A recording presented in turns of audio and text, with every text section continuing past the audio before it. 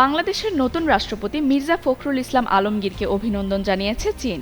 বৃহস্পতিবার ঢাকার চীনা দূতাবাস এক বার্তায় তাকে অভিনন্দন জানিয়ে দুই দেশের সম্পর্ক আরও জোরদার করার প্রত্যাশার কথা জানিয়েছে। অভিনন্দন বার্তায় বেইজিং বলেছে, বাংলাদেশ চীন সম্পর্ককে অত্যন্ত গুরুত্ব দেয় চীন।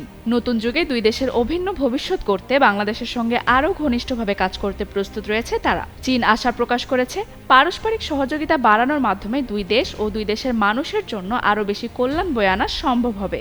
এর আগে সংসদ সদস্যদের ভোটে বাংলাদেশের ২৩তম রাষ্ট্রপতি নির্বাচিত হন বিএনপির প্রার্থী মির্জা ফখরুল ইসলাম আলমগীর। তিনি পেয়েছেন ২৫৫ ভোট। অন্যদিকে ১১ দলীয় ঐক্যের প্রার্থী অলি আহমেদ পেয়েছেন ৮৮ ভোট।